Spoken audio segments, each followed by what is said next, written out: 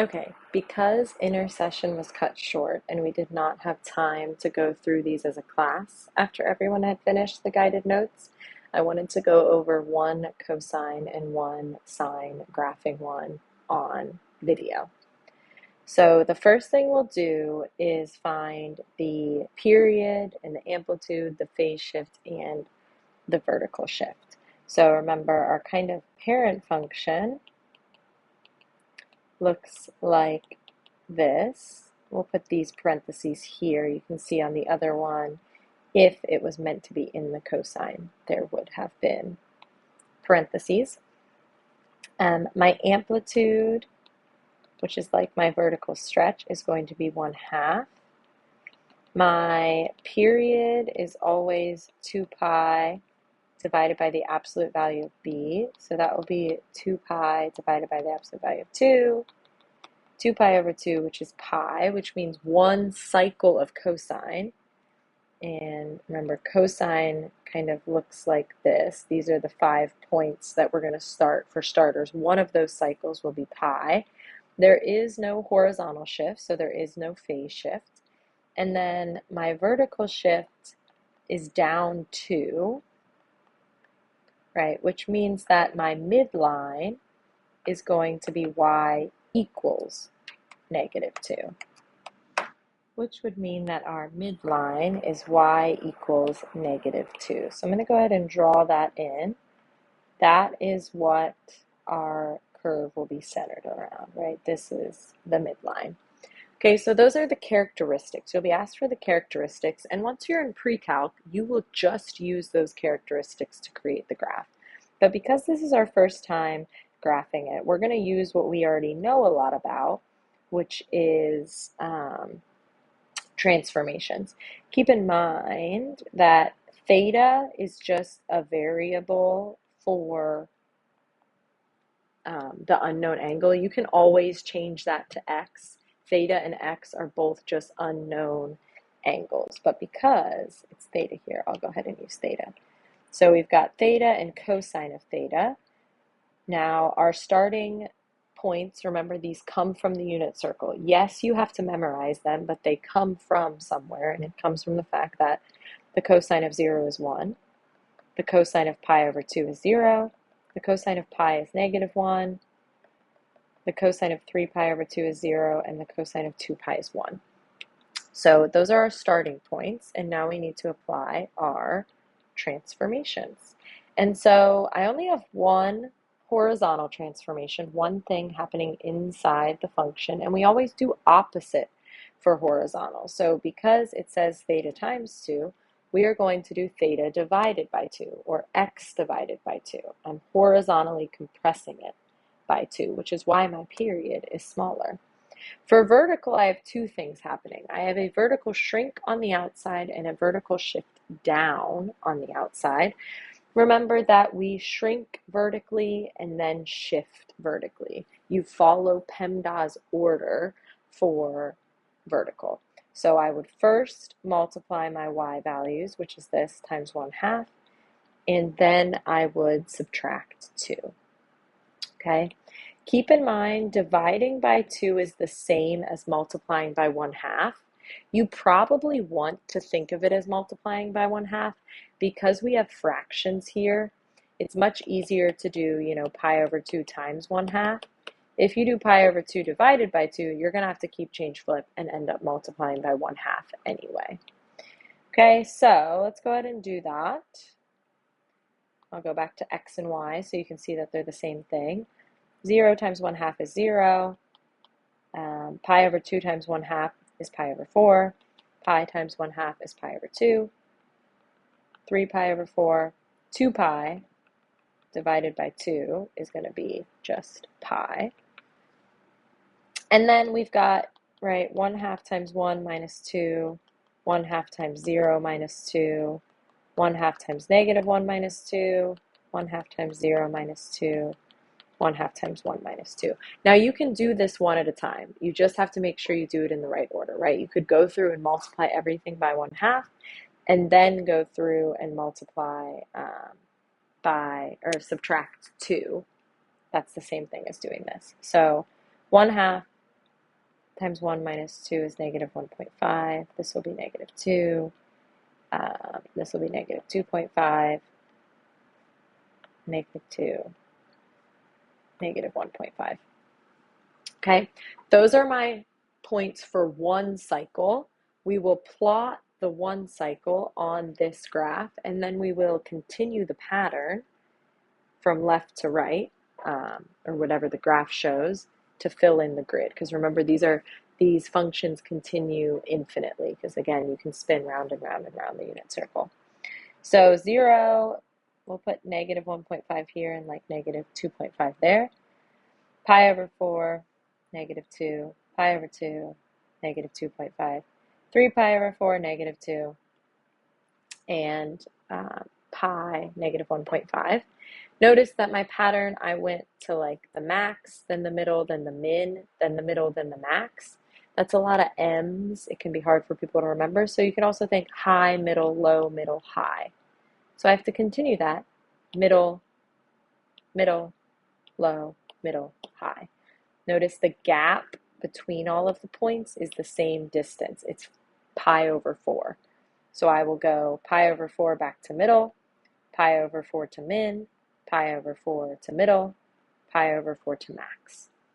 And then last but not least, I have to remember that I need to connect these with a curve. It should be curve, not straight line. So for me personally, I do a little piece at a time to make sure that it curves, because sometimes if I try and draw it all at once, it gets pretty, looks like, V's.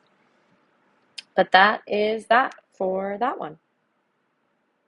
Okay, let's do an example graphing sine now. And this one's going to have a horizontal shift.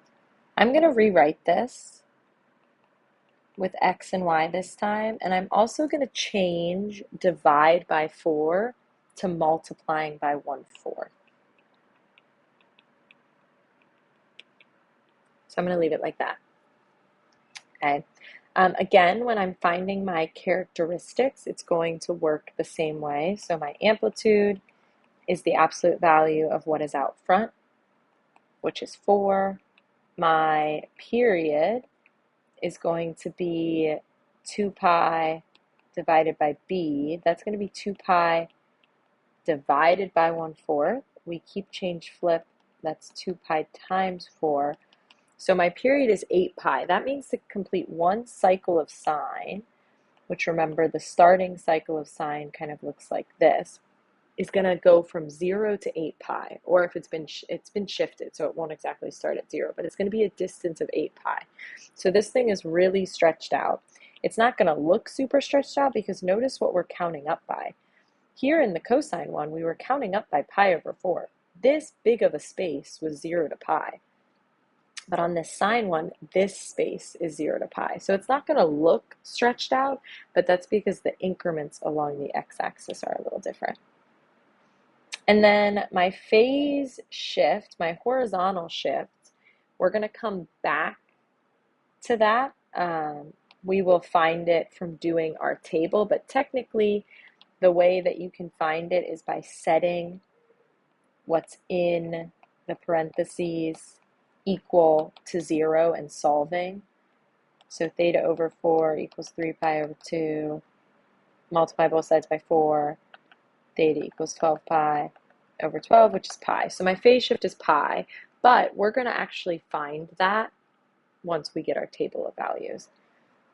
And then there is no vertical shift. My vertical shift is 0, which means my midline is 0. So this whole graph is going to be centered around y equals 0. Okay. For sine, my starting points, the sine of 0 is 0, the sine of pi over 2 is 1, the sine of pi is 0, the sine of 3 pi over 2 is negative 1, and the sine of 2 pi is 0.